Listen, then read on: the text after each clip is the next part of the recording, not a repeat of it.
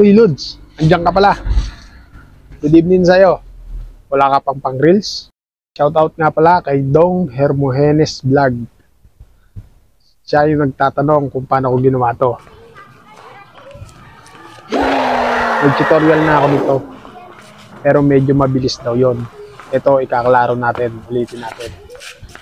Tara sa CapCut, gawin natin. Let's go.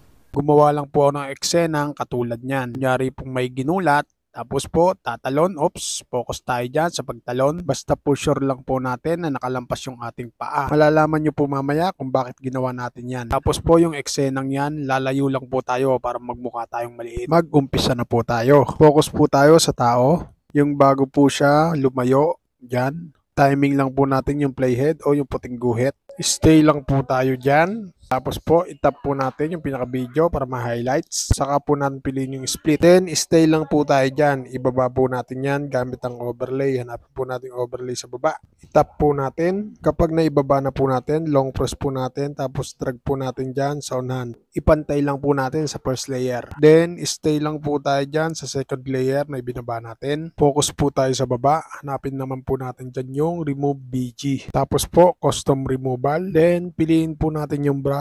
Ibabrush po natin yung building at yung puno hanggang baba po. Tapos kayo na po bahala mag-adjust sa brush size. Papulahin lang po natin yan. Building hanggang baba. Sabi ko nga po hanggang baba lahat po. Then antayin lang po natin mag-green check yung nasa gilid na nasa bilog. Kapag goods na, saka po natin piliin yung check icon sa gilid. Kapag goods na po tayo dyan, i-check natin. Play lang po natin yan. Yan po yung resulta ng pagbabrush natin. O yung pag-remove background po natin. Magpatuloy na po tayo. Focus po tayo sa pagtalon niya. Sa paglampas po ng paa o katawan niya sa building at sa puno. Habang nasa area po siya, stop po tayo dyan. Stay lang po tayo dyan. Tapos double tap lang po natin yan para ma-highlights po ulit. Then, saka po natin piliin yung split. Tapos, yung sobra po, burahin po natin. Check po natin kung wala nang sabit.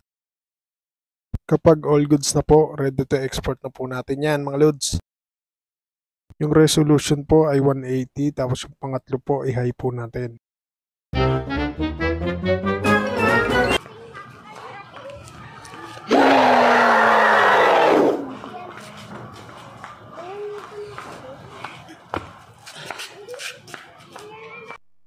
Ayun, tapos na. Nasundan ba? Sana nasundan at sana nakatulong. Shoutout nga pala sa ating mga nagpapa-shoutout. At sa ating star sender. Shoutout po at marami pong salamat. Paano mga Lord? Salamat sa inyong panonood at thank you Lord. Peace out.